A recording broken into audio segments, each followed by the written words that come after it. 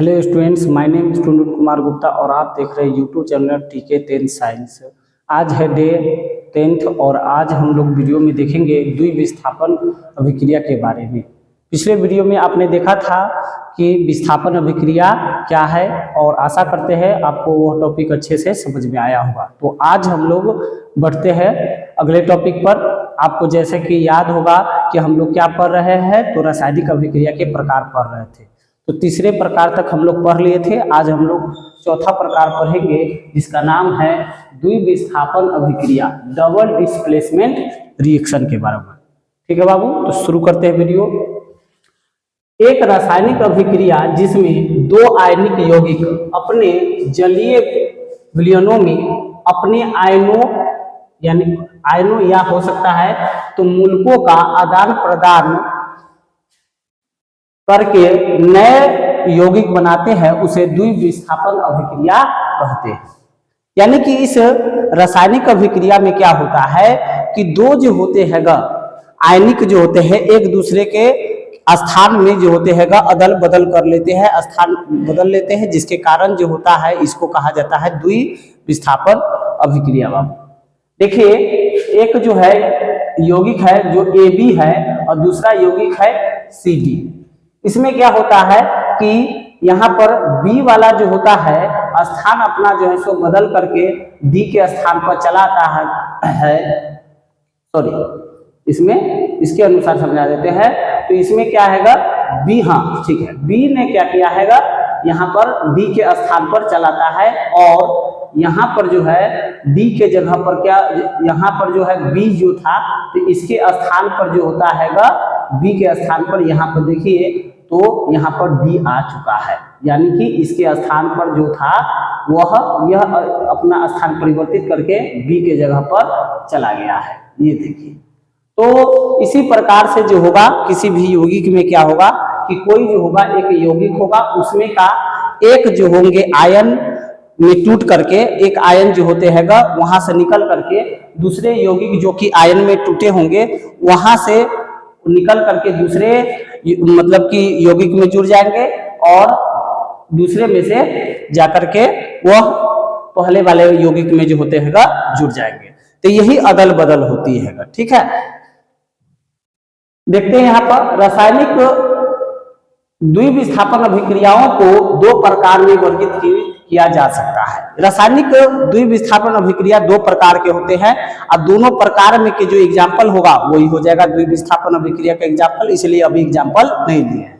तो पहला जो है हम लोग देखते हैं टाइप जिसका नाम है अवक्षेपण अभिक्रिया। ठीक है, प्रेसिपिटेशन रिएक्शन।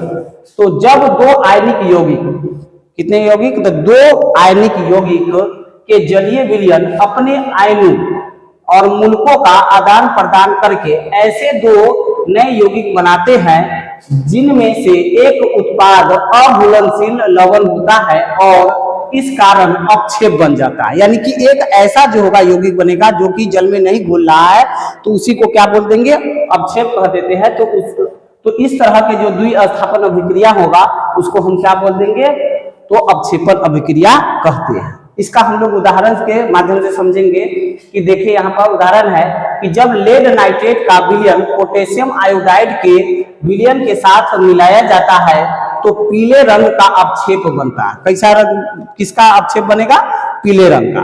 ठीक है, लेड आयोडाइड का जो होता है पीले रंग का अवक्षेप बनता है। देखिए यहाँ पर लेड नाइट्रेट है यहाँ पर और यहाँ पर है पोटेशियम आयोडाइड है। इसमें क्या होता है बाबू कि लेड जो होते हैं Pb जो होता है यहाँ पर जो होगा निकल जाएगा, यहाँ पर +2 हो जाएगा, ये आयन में टूटेंगे और NO3 एगो और एगो NO3 दूगो ना है तो दूगो आयन में टूट गया। ये भी जो होते हैं पोटेशियम पर एक एगो और आयोडीन पर जो होगा फिर एगो, ऐसा ऐसा क्या है, दूगो है। ठीक है, देख लीजिए। अब ये क्या करता है कि लेड जो होते हैं ये जो माइनस जो होते हैं दूगो है, यहाँ पर आयोडीन में भी माइनस होगा, तो ये दोनों माइनस वाला जो होता है ये कहाँ पर चलाएगा, यह जो होते हैं नाइट्रेट के जगह पर चलाते हैं। इसलिए यहाँ पर देखिएगा लेड नाइट्रेट मतलब कि यहाँ पर आयोडाइड बनता हुआ दिखाई दे रहा है और ये पोटेशियम दोनों ये नाइट्रेट के जो होते हैं इसको आकर्षित करके जुड़ जाते हैं और एक नया जो होते हैं यौगिक बनाते हैं जिसका नाम है पोटेशियम नाइट्रेट। तो ये इस प्रकार से देखते हैं कि यहाँ पर जो होते हैं लेड जो होते हैं यहाँ पर अपना जो होता है नाइट्रेट को जो होते हैं उसमें टूट जाते हैं और यहाँ पर नाइट्रेट के जगह पर आयोडीन जो होता है जाकर के जुड़ जाता है और यहाँ पर देखिए नाइट्रेट जो होता है पोटेशियम से जाकर के जुड़ जाता है जिसके कारण पोटेशियम नाइट्रेट जो होता है बनता है। इसी को कहते हैं बाबू द्विविस्थापन अभिक्रिया और ये किसका एग्जाम्पल है तो अवक्षेपण अभिक्रिया का एग्जाम्पल है। कैसे वो देखिए यहाँ पर कि ये लेड नाइट्रेट जो होता है रंगहीन होता है और पोटेशियम आयोडाइड भी पहले रंगहीन होता है, लेकिन जब यह लेड आयोडाइड बनता है तो ये पीला अपक्षेप बनता है और ये पीला अपक्षेप जो होता है एक्चुअल में क्या होगा सॉलिड होगा। क्या होगा यहाँ पर सॉलिड और सॉलिड होगा और ये जो होता है सॉलिड को नीचे तीर से दिखाते हैं याद होगा और यहाँ पर जो होते हैं ये पोटेशियम नाइट्रेट बनता हुआ दिखाई दे रहा है। तो ये अपक्षेपण अभिक्रिया का जो होता है एग्जाम्पल हो जाएगा बाबू। ठीक है, क्या आपको समझ में आया? नहीं समझ में आया तो अगला एग्जाम्पल देखिए। तो अन्य एक और उदाहरण से समझेंगे इसको। देखिए यहां पर है सोडियम सल्फेट विलयन और बेरियम क्लोराइड विलयन के बीच अभिक्रिया जो होता है इसमें इसे इस प्रकार दर्शाया जा सकता है जैसे कि यहाँ पर नीचे में दिए हैं। तो सोडियम जो होते हैं देखिए यहाँ पर ये टूट जाएंगे पहले आयन के रूप में, तो सोडियम प्लस ऐसा ऐसा कै गो है तो 2 गो है सोडियम प्लस आयन के रूप में पहले तोड़ देते हैं यहाँ पर, तो 2 गो यहाँ पर माइनस जो होगा सल्फेट होगा। आपको बेसिक वीडियो केमिस्ट्री में बताए थे कि कोई भी जो होता है यौगिक जो होता है पहले आयन के रूप में रहता है फिर जाकर यौगिक बनाता है। तो आयोनिक यौगिक पढ़ाए थे कि कैसे बनता है तो उसमें आपको समझाए थे यहाँ पर। तो वही यौगिक जो होता है पहले कैसे रूप में रहेगा इसी रूप में न रहेगा। तो ये भी देखिए बेरियम पर +2 और क्लोरीन पर 2 क्लोरीन है, एगो और क्लोरीन और एगो और जो होगा क्लोरीन। इसमें क्या होता है ये सोडियम जो होता है दोनों प्लस जो होता है क्लोरीन के साथ जो होगा यहाँ पर एक एक करके जो होते हैं बना करके क्या बना लेगा NaCl और एक और बना लेगा NaCl, यानी कि कै गो NaCl बना 2 गो बन गया है। तो यहाँ पर देखिए तो एक कोष रूप में जो होता है सोडियम क्लोराइड बना। अब ये बेरियम जो होता है ये क्या करता है सल्फेट से अभिक्रिया करके बेरियम सल्फेट बना लेता है और यही होता है बाबू अपक्षेप। ठीक है, यही होता है अपक्षेप। ये भी जो होता है सॉलिड रूप में होगा यहाँ पर जो कि छकाया जाता है ऊपर में और इसका कलर कैसा होता है सफेद अपक्षेप बनाता है। ऐसे भी इस एग्जाम्पल को हमने पहले भी देखा हुआ है। ठीक है, क्या समझ में आ गया बाबू? ठीक है, तो इसको अच्छे तरीके से ध्यान से समझना है बाबू। ये 2 एग्जाम्पल लिए हैं। क्या आपको जो है द्विविस्थापन अभिक्रिया समझ में आया? द्विविस्थापन अभिक्रिया कहिए, लेकिन ऐसे तो हम कर रहे हैं टाइप इसके अवक्षेपण अभिक्रिया का। तो ये 2 एग्जाम्पल देखे। आगे देखते हैं बाबू और अवक्षेपण अभिक्रिया के एग्जाम्पल ध्यान दीजिए। अवक्षेपण अभिक्रिया के और देख रहे एग्जाम्पल, जब रंगहीन जलीय सिल्वर नाइट्रेट विलयन को रंगहीन जलीय सोडियम क्लोराइड विलयन के साथ मिलाया जाता है तो सिल्वर क्लोराइड का सफेद अपक्षेप जो होता है बनता है। देख लीजिए यहाँ पर फिर जो होगा सिल्वर जो होगा यहाँ पर जो होंगे टूटेंगे माइनस और यहाँ पर हो जाएगा ऐसे प्लस में ये माइनस में फिर ये प्लस और माइनस में फिर एक्सचेंज हो जाएगा। क्लोरीन जो होगा सिल्वर के साथ आ जाएगा तो सिल्वर क्लोराइड बन जाएगा और नाइट्रेट जो होगा किसके साथ सोडियम के साथ आ जाएगा, इसलिए सोडियम नाइट्रेट बन जाता है यहाँ पर। और सिल्वर नाइट्रेट रंगीन पहले रहता है, सोडियम क्लोराइड भी पहले रंगीन होता है लेकिन इसका कलर भी चेंज हो जाता है। देखिए सिल्वर क्लोराइड जो कि अपक्षेप है सफेद अपक्षेप मिलता है और ये जो है सोडियम नाइट्रेट यहाँ पर बनता है। यहाँ पर क्या हुआ कि दोनों आयनों ने अपने स्थान में परिवर्तन किया, इसलिए ये द्विविस्थापन अभिक्रिया जो होता है कहलाता है। यहाँ पर देखिए और भी एग्जांपल, जब जलीय सोडियम हाइड्रोक्साइड विलयन जो कि पहले रंगीन था वो जलीय कॉपर सल्फेट विलयन जो कि पहले क्या था नीला है में मिलाया जाता है तो कॉपर हाइड्रोक्साइड जो होता है यानी कि नीला अपक्षेप जो होता है यह बनता हुआ दिखाई दे रहा है। इसको देखते हैं सूत्र बाय, तो सोडियम हाइड्रोक्साइड का होता है NaOH और कॉपर सल्फेट का होता है CuSO4 होता है बाबू, और सोडियम सल्फेट का Na2SO4 होगा और कॉपर हाइड्रोक्साइड का Cu होल ट्वाइस OH होता है। ठीक है, अब शेप को ऐसे भी हम लोग सॉलिड रूप में दिखाते हैं जो कि नीचे है, नीचे की तरफ तीर करके दिखाते हैं। तो ध्यान दीजिए यहाँ पर फिर जो होगा सोडियम जो होते हैं बाबू, ये जो होगा इस पर प्लस, इस पर माइनस चार्ज हो जाएगा, इस पर जो होगा दूगो जो होगा प्लस होगा, इस पर दूगो माइनस होगा। ठीक है, अब क्या होता है कि दूगो ऐसा ऐसा लिया गया है तो दोनों सोडियम जो होता है ये किससे जाकर के मिल जाएगा, यहाँ पर Na यहाँ पर 2 हो जाएगा और SO4 ये बन गया क्या, सोडियम सल्फेट बन जाता है। और ये जो दो गो आयन में है तो ये OH भी तो दो गो है कि नहीं, यहाँ पर 2 से मल्टीप्लाई है तो OH क्या हुआ, दो गो।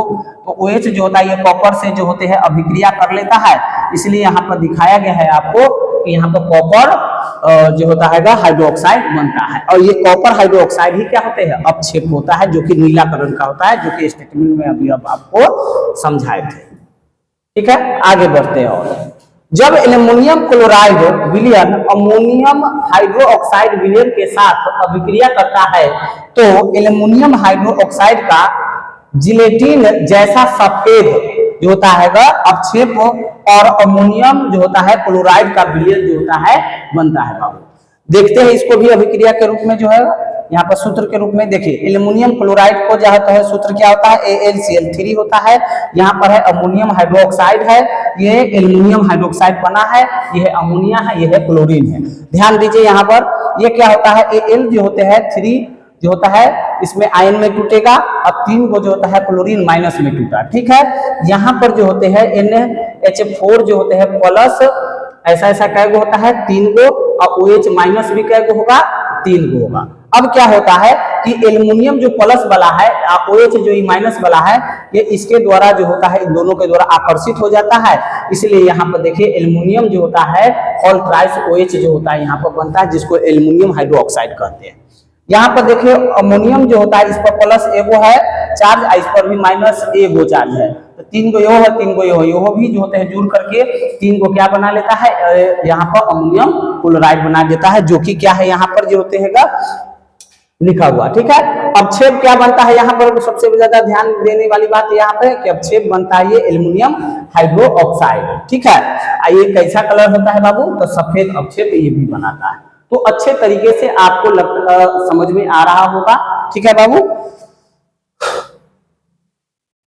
तो अब जो है हम लोग द्विविस्थापन अभिक्रिया के जैसे हमने आपको बताया था कि इसको दो भागों में हम लोग वर्गीकृत कर सकते हैं। तो पहला हम लोगों ने देखा अपक्षेपण अभिक्रिया, अब दूसरा देखने जा रहे हैं यहाँ पर उदासीनीकरण जो होता है अभिक्रिया के बारे में पढ़ेंगे।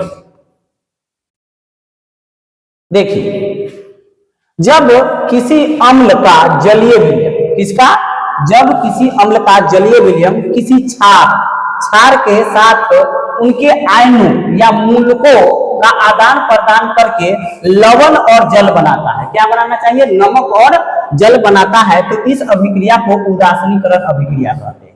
ठीक है, अम्ल जो होते हैं जैसे कि HCl हो गया, H2SO4 हो गया, ठीक है, HNO3 हो गया, ये सब अम्ल होते हैं। क्षार कौन होते हैं, तो सोडियम हाइड्रोक्साइड हो गया, पोटेशियम हाइड्रोक्साइड हो गया, अमोनियम हाइड्रोक्साइड हो गया, एल्युमिनियम हाइड्रोक्साइड, ये सभी क्षार होते हैं बाबू।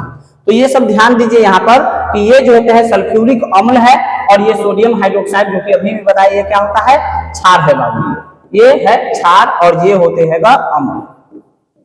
यहाँ पे इंग्लिश में एसिड अम्ल को कहते हैं, बेस या अल्कली जो होता है क्षार या क्षारीय के लिए इस्तेमाल होता है, और साल्ट होता है लवण को कहते हैं, लवण और जल को जानती है वाटर। यहाँ पर क्या करते हैं, अम्ल को हमने क्या किया है, क्षार के साथ अभिक्रिया कराते हैं, यही जो होते हैं अभिक्रिया को हम कहते हैं उदासीनीकरण अभिक्रिया। यहाँ पर ध्यान दीजिए, तोड़कर भी अब आपको समझा देते हैं। देखिए, ये आयन के रूप में जो होता है जलीय विलयन तो ये है, जब इसको आपस में जब इसको मिलाते हैं बाबू, तो ये क्या होता है, आयन के रूप में पहले टूटेंगे। तो 2 गो H प्लस, 2 गो है यहाँ पर SO4 जो होता है 2 माइनस में ये टूट गया। यहाँ पर देखिए 2 गो सोडियम जो होते हैं प्लस में, और OH जो होते हैं 2 गो OH माइनस जो यहाँ पर टूटेगा।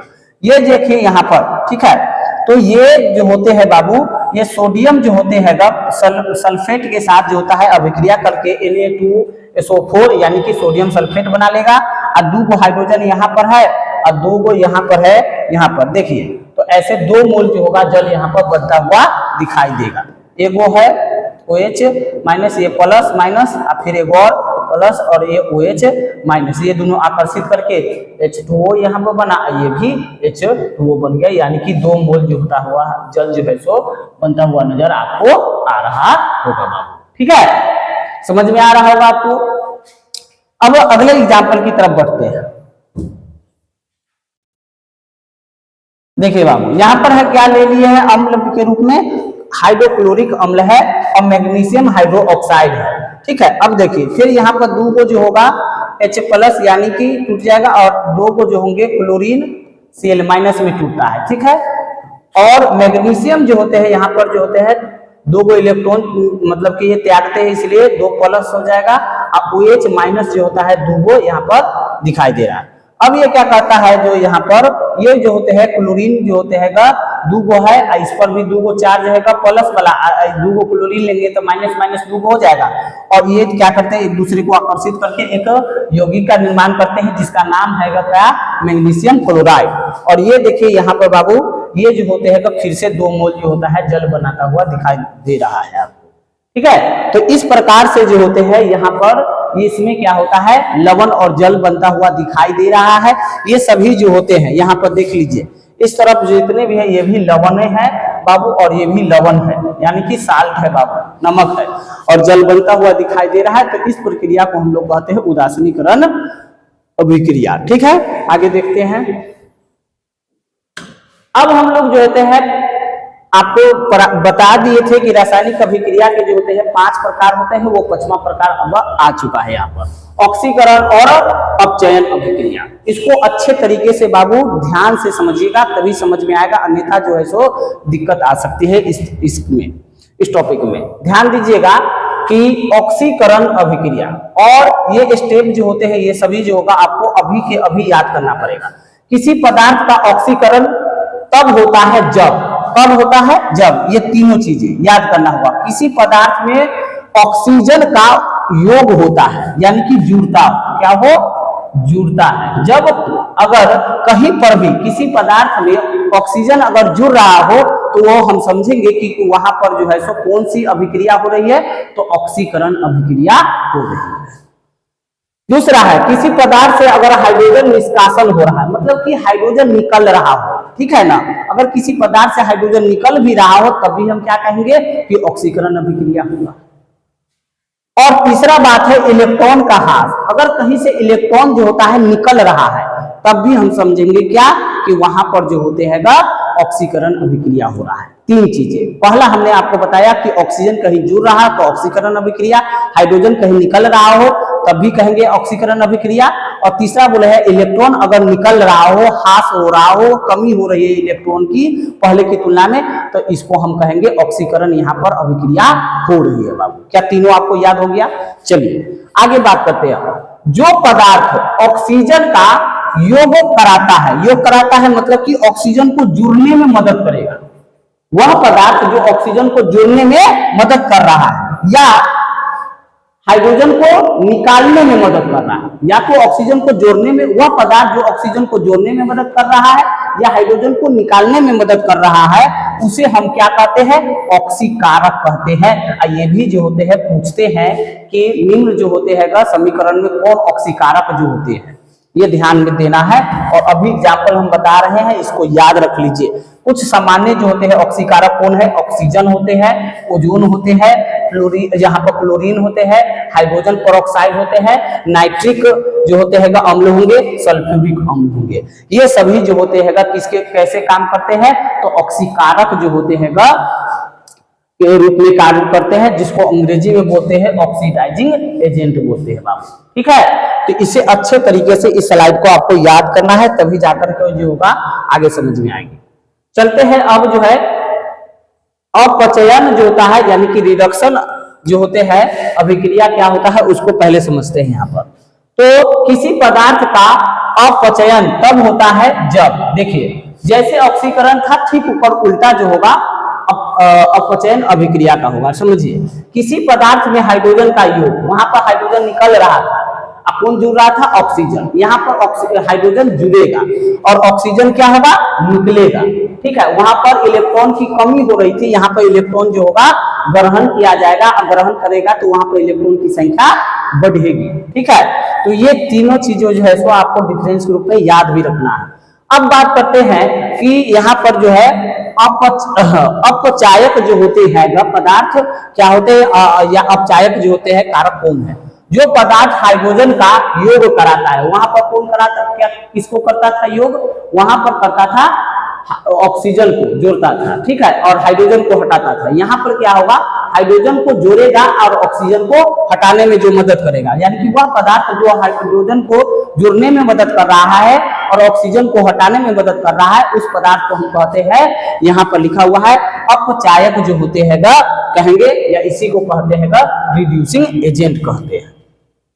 कुछ महत्वपूर्ण अपचायक जो होते हैं यहाँ पर दिया गया है, जैसे कि सक्रिय धातु। सक्रिय धातु जो ज्यादा जो होते हैं सक्रिय होते हैं जैसे कि सोडियम हो जाएंगे, पोटेशियम, कैल्शियम, एल्युमिनियम, जिंक, ये सभी जो होते हैं क्या होते हैं? अपचायक जो होते हैं कहलाएंगे।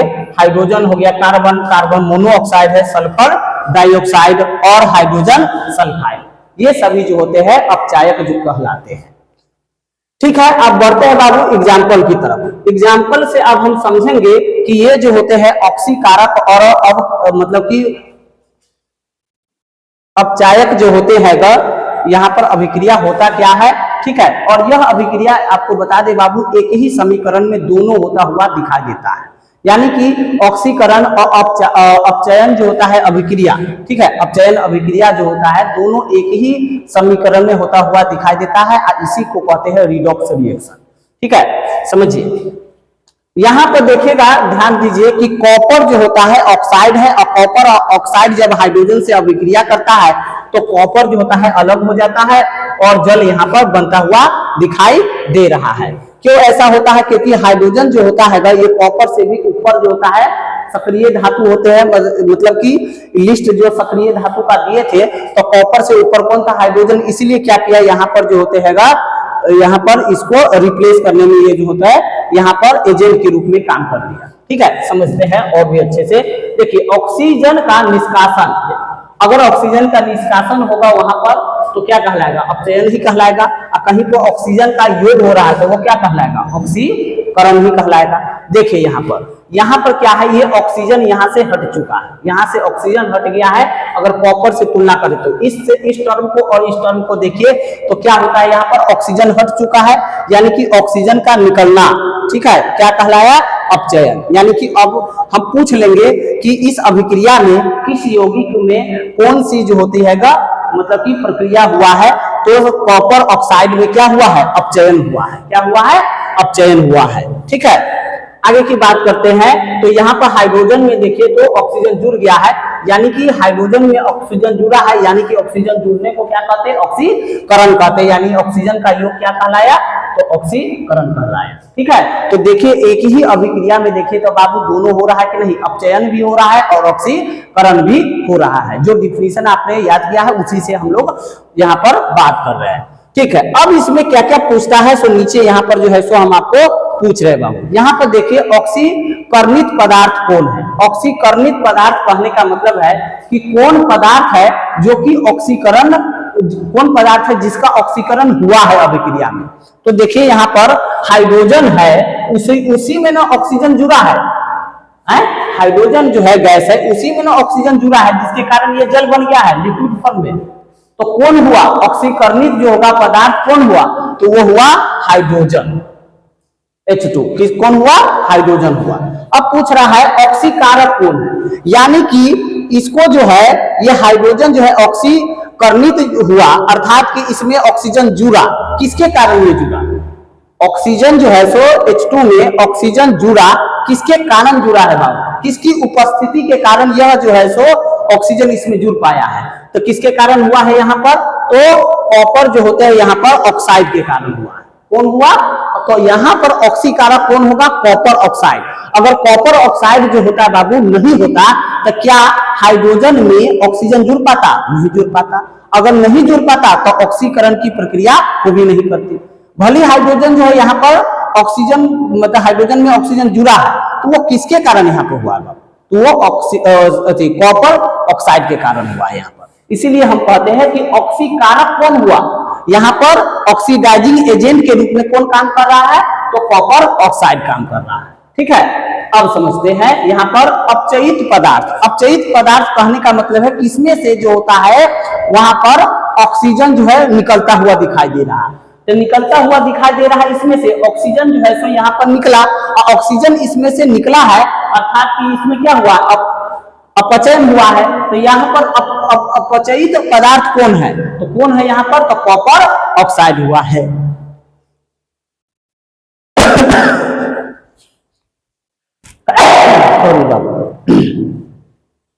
देखिए, तो यहां पर देखते हैं कि कॉपर जो होते हैं ऑक्साइड में से ऑक्सीजन निकला, यानी कि यह क्या कहलाए? अपचयन अभिक्रिया। यानी कि कॉपर ऑक्साइड ही क्या है? अपचयित पदार्थ है। उसी में से ऑक्सीजन निकला है, जिसके कारण जो होता है यहाँ पर अपचयन हुआ है, इसलिए इसको कहते हैं अपचयित पदार्थ। अब हम ये देखेंगे कि यह किसके कारण जो है सो यह अपचयित पदार्थ में ऑक्सीजन जो होता है निकलता है। यानी कि कॉपर ऑक्साइड में से ऑक्सीजन निकालने में कौन मदद किया है? तो ये कॉपर ऑक्साइड में ये हाइड्रोजन अगर उपस्थित नहीं रहता तो इसमें से ये ऑक्सीजन नहीं निकलता और यहाँ पर जो है सो यहाँ पर अपचयन की अभिक्रिया नहीं होती। तो यहाँ पर H2 जो हो जाएगा, क्या हो जाएगा? अपचायक जो होता है यह के रूप में कार्य करेगा। ठीक है, अगर हाइड्रोजन नहीं होता तो कॉपर में से ऑक्सीजन नहीं निकलता। समझ रहे हैं ना बात को? यानी कि यहाँ पर हम लोगों ने देखा कि कैसे जो है वह कॉपर ऑक्साइड में से ऑक्सीजन निकला है, वह हाइड्रोजन के कारण निकला है, और जिसके कारण जो है सो ऑक्सीजन निकलता है वह कहलाया यहाँ पर अपचायक कहलाया। ठीक है, और वहां पर हम लोगों ने देखा था कि यहाँ पर जो है ऑक्सीकरण की अभिक्रिया किसके कारण मतलब कि हुआ है, तो वह किसके कारण हुआ था? तो कॉपर ऑक्साइड के कारण हुआ था, इसलिए उसको हमने कहा था ऑक्सीकारक पदार्थ।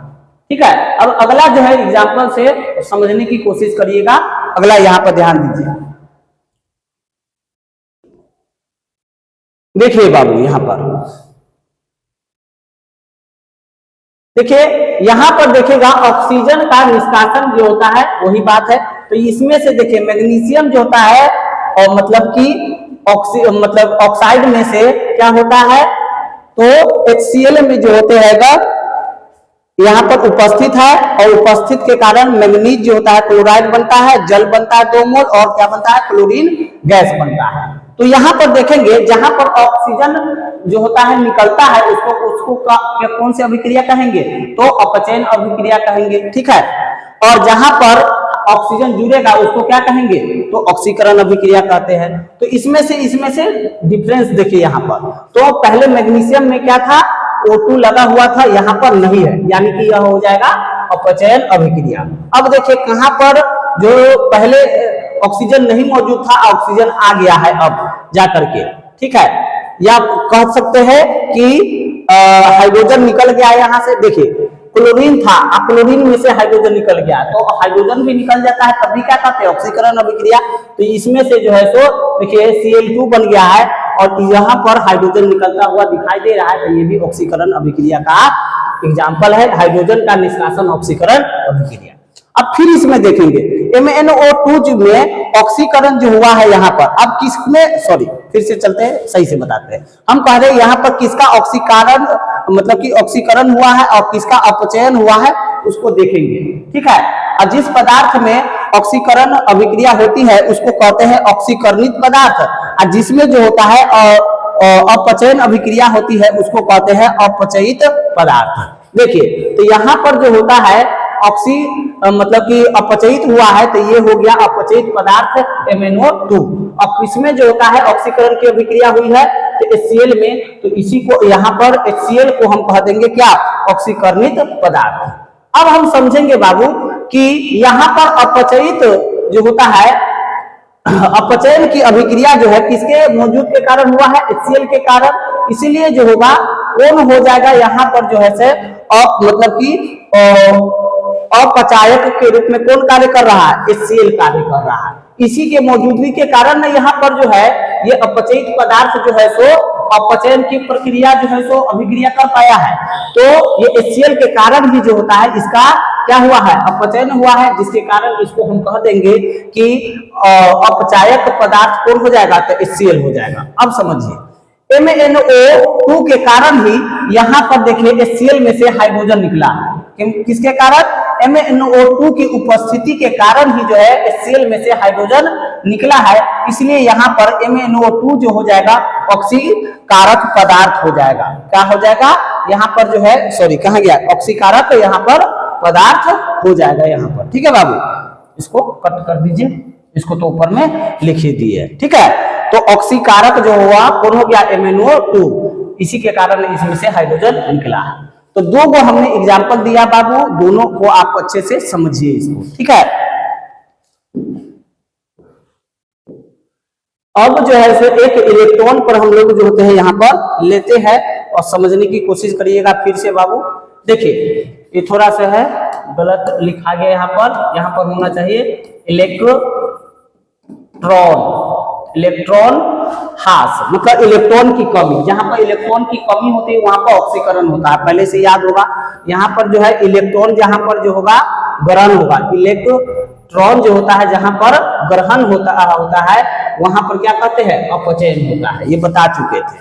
तो देखिए मैग्नीशियम यहाँ पर 0 है, यहाँ पर अभी जो है सो कुछ भी जो है सो यहाँ पर शून्य के रूप में है यहाँ पर।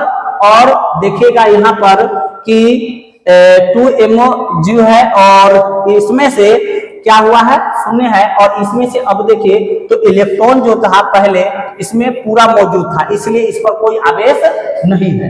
अगर आवेश आ गया है, अगर प्लस आवेश आ गया है तो उसने उतना इलेक्ट्रॉन त्यागा है। क्या कर चुका है, त्यागा है, यानी कि इसमें कै गो इलेक्ट्रॉन जो है सो त्यागा है, तो Mg2+, यानी कि 2 को जो है इलेक्ट्रॉन इसने त्यागा है, यानी कि इलेक्ट्रॉन की कमी हो रही है, अर्थात इसको कह देंगे हम लोग यहाँ पर ऑक्सीकरण हो रहा है। और देखते हैं यहाँ पर ऑक्सीजन, यहाँ पर देखिएगा ध्यान दीजिए, तो यहाँ पर देखिए ऑक्सीजन जो है सो यहाँ पर भी जो है शून्य रूप में है, लेकिन ऑक्सीजन यहाँ पर जो है 2 को इलेक्ट्रॉन ग्रहण कर रहा है। तो यहाँ पर अगर हम देखेंगे बाबू तो ये ऑक्सीकरण का जो है सो 2 को इलेक्ट्रॉन बढ़ रहा है, माइनस में है, यानी कि किसी से लिया है। इलेक्ट्रॉन अगर ग्रहण करता है तो उसको हम क्या बोलते हैं बाबू, उसको हम कहते हैं वहां पर हुआ है अपचयन जो होता है, अभिक्रिया हुआ है। ठीक है, तो यही जो है दोनों में है। और यहाँ पर हम देखेंगे कि यह किसके कारण जो है मैग्नीशियम यहाँ पर, ठीक है, आपको जैसे पता था पहले MgO था, इसी को हम लोग आयन के रूप में तोड़ के लिखे हुए हैं। ठीक है, ताकि आपको समझा पाए, समझिएगा। यहाँ पर जो है मैग्नीज जो है, ये जो है सो ऑक्सीकरण किसके कारण हुआ है, किसकी उपस्थिति के कारण, ऑक्सीजन की उपस्थिति के कारण, यानी कि यहाँ पर ऑक्सीकारक कौन हो जाएगा, तो ऑक्सीजन हो जाएगा। अच्छा, यहाँ पर देखिए ऑक्सीजन ने 2 को इलेक्ट्रॉन किसके कारण जो है सो प्राप्त किया है, तो मैग्नीशियम से 2 को इलेक्ट्रॉन इसने त्यागा, तो 2 को इलेक्ट्रॉन कौन लिया था, ऑक्सीजन लिया था। तो यहाँ पर हो जाएगा अपचायक कौन हो जाएगा, Mg हो जाएगा। अब देखते हैं इस अभिक्रिया में किसका जो है सो जो यहाँ पर ऑक्सीकरण हुआ है, तो यहाँ पर मैग्नीज का हुआ है, इसलिए इसको कहते हैं ऑक्सीकरणित पदार्थ। और यहाँ पर ऑक्सीजन में क्या हुआ है, यहाँ पर ऑक्सीजन का क्या हुआ है, तो यहाँ पर अपचयन अभिक्रिया हुआ है उसके अंदर में, तो इसको कहते हैं अपचयित पदार्थ O2। ठीक है, तो 3 एग्जाम्पल हम लोगों ने लिया है बाबू, और इससे हमको लगता है कि आपको अच्छे से समझ में आया होगा। ठीक है, अब एक और वीडियो में हम लोग जो है सो मतलब इस चैप्टर को खत्म कर देंगे, उसके बाद प्रीवियस ईयर क्वेश्चन को करेंगे। ठीक है बाबू, तो ठीक है, यहाँ तक वीडियो देखने के लिए धन्यवाद और गुड नाइट। अच्छे से अपने हेल्थ को ठीक रखें, समझे, और अच्छे से वीडियो देखिए और बार बार इसको जो है रिकॉल करते रहेगा।